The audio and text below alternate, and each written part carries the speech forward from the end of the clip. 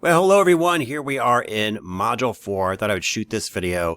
Had a few questions that came up, and as we kind of wind down in this class, we've reached actually the midpoint of this course already. The questions will probably start to heat up a little bit. So I thought I would shoot kind of this weekly video blog and kind of address any questions that we have and kind of summarize maybe what we did last week and what we're doing this week and bring whatever else forward. So with that, let's go ahead and get started. So far in modules 1 through 3, you guys are doing a great job. Your one-pagers are fantastic. Some of the best I have, well, not even some of the best one-pagers I've ever seen. Great job there. In our forums that we have, you guys are bringing forward some great stuff. Most of you are on track, full points, hitting on all cylinders. Everybody's doing a good job. Those of you that might be getting a few points off, read the feedback that I give.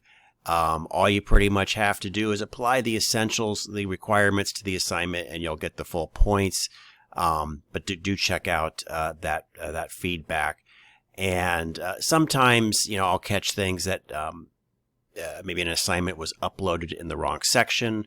Of course, I will always allow you to upload the correct assignment to get the points on that. And there are a few of you that have some late work, maybe one of those one-pagers that's missing. I do allow for late work. There is a deduction on points to be fair to those people that turned it in on time.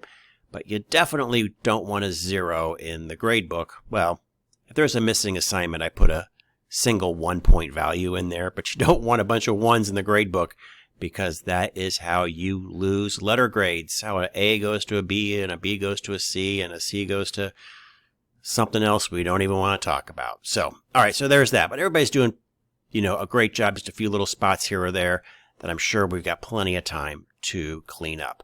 All right, so let's talk a little bit about a couple of questions, or one question that came up in some of the feedback that I was reading from you guys in an email. And if you've noticed, if you looked ahead, we have this thing called a CAT. So you're going to critically appraise a topic, and it's a lot of points, so you don't want to blow this one off. Make sure that you do it. It's 200 points, but they were like, hey, Chris, can you provide examples?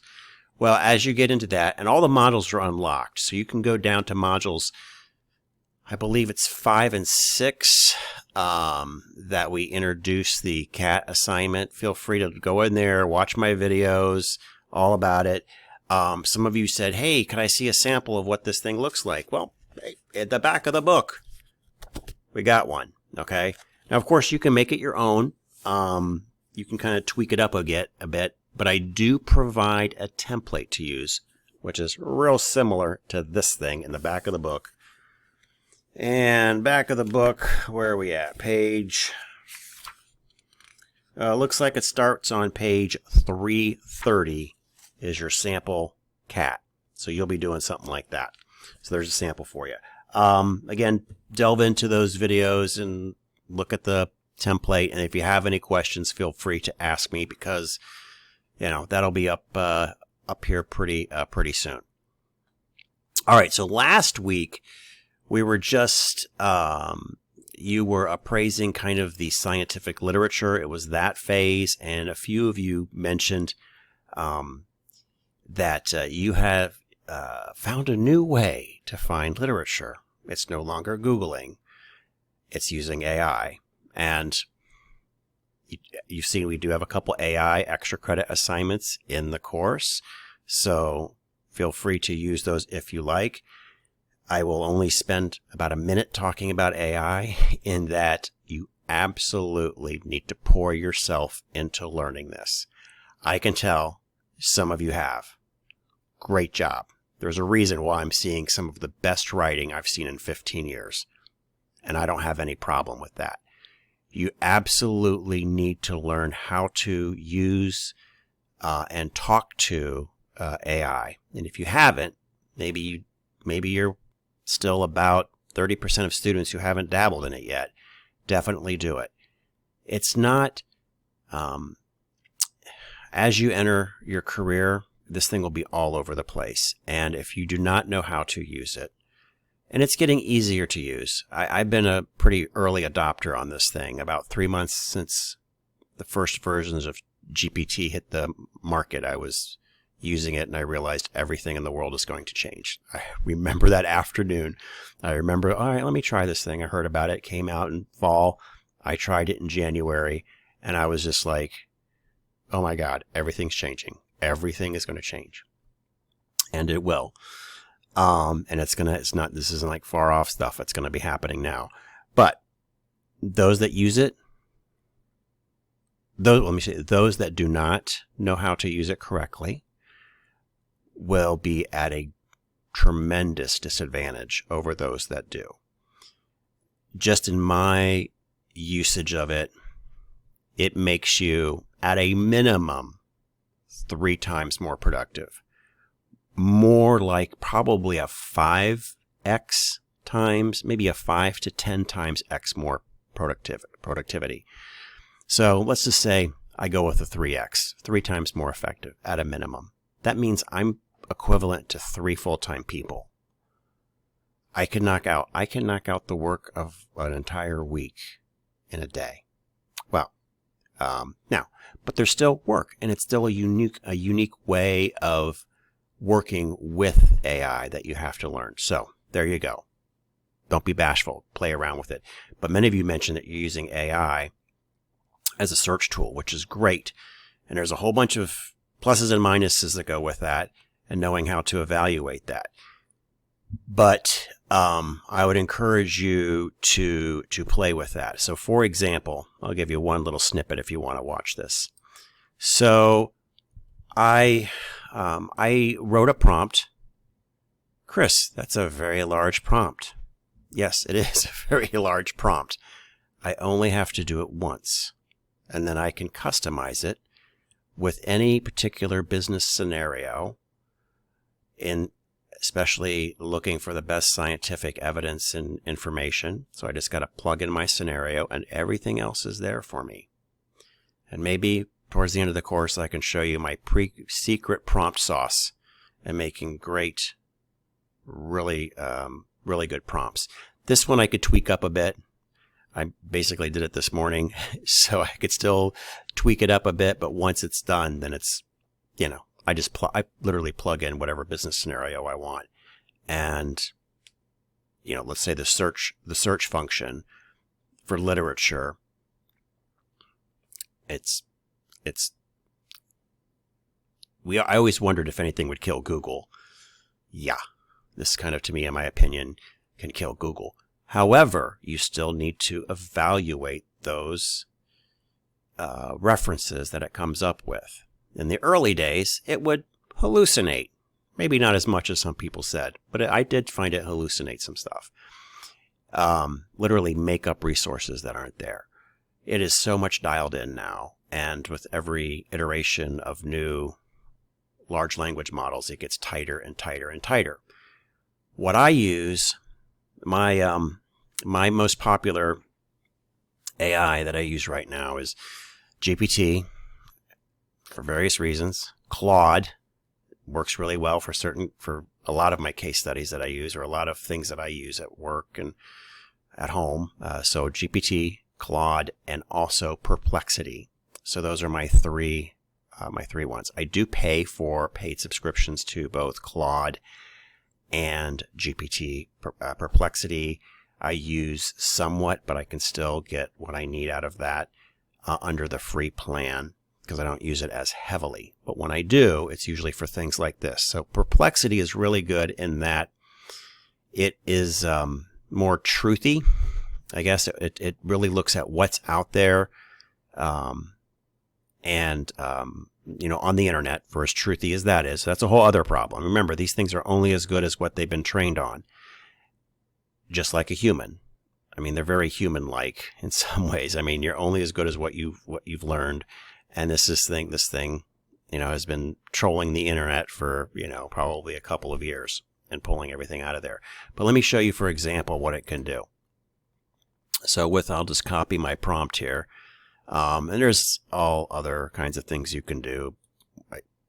I don't need to necessarily copy prompts anymore. I build these things called projects or GPTs, but that's a whole other class. But we'll just go with my basic prompt there. I have a scenario that the scenario I copied and put in here was the scenario for the first GPT assignment. Again, that's extra credit. You don't have to do it if you don't want to.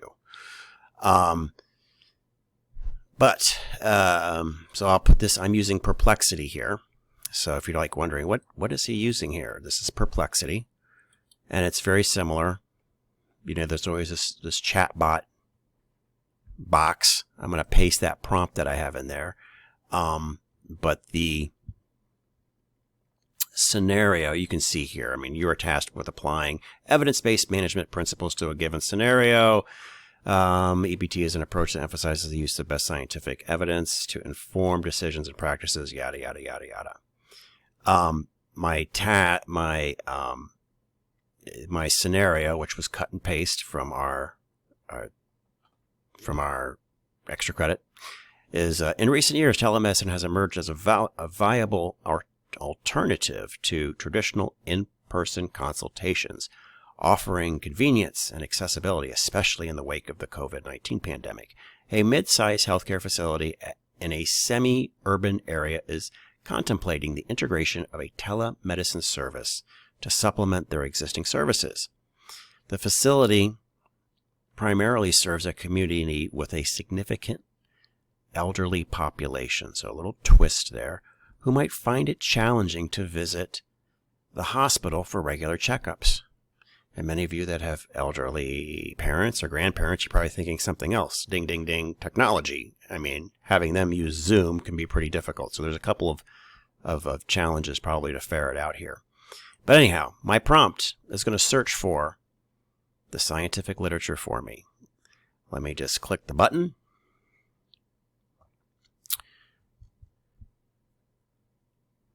And again, I'm using Perplexity. I could use Claude. I could use GPT. Each is amazing. With Perplexity, generally, again, I have more confidence in we're talking a confidence of 98% versus 95% versus like Claude. In finding, resources, but I'm always going to check to make sure, like, okay, is that a legitimate resource? Let me kind of read it, scan it, make sure we're on point. But it's going to find the resource. It's going to apply evidence-based management practices to it. It's going to give me a summary. It's going to do all of that for me that was built into the prompt. This is formulating its breakdown, how it's going to solve the problem, and now it's answering it in the way that I asked it to answer the questions. So it's providing me, I asked for a minimum of 10 sources. Let's just take a look here. Telehealth and patient satisfaction, a systemic review and narrative analysis. Empirical foundations of telemedicine interventions in primary care. I'm not going to read all of these, but here's a little summary of what those are. Effectiveness of ambulatory telemedicine care in older adults. Oh, I really like that. These all seem amazingly spot on. And I also asked it, make sure you give me DOIs. That's another truthiness thing. I can click the DOI, throw it in there as a link, and see what I've got and check out these actual sources. So here it goes. Boom. Done that. It also does some other analysis in there. Challenges, expected benefits, summary, recommendations, limitations, all of that. So there you go. One way to think beyond Google. And again, some of your classmates are doing that as well. I noticed they'd mentioned that. So great job. But remember, there's always, don't trust everything it says. That's going to be, the future is going to be, it is a kind of a co-intelligence or partnership that you're going to have with AI. And the AI is going to be very smart. It is already very smart, especially with the GPT-01 that just came out, which has PhD level reasoning. But you're going to have to learn how to communicate with it, how to tease it out to kind of do what you want. It's almost like being a manager. You have this wonderfully smart employee, but they're kind of naive to the world. And you need to work with it. So those are going to be kind of the skills: working with it, communicating with it, vetting what it produces. So I don't know. There you go, guys. All right, everybody have a fantastic week. All the grading is caught up through Module 3, so have a great Module 4 week.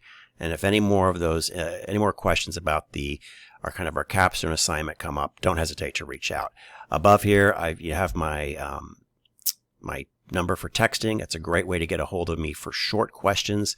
For longer questions is email. And of course, if we really need to, we can always schedule office hours. Okay, everybody have a great week. Thanks.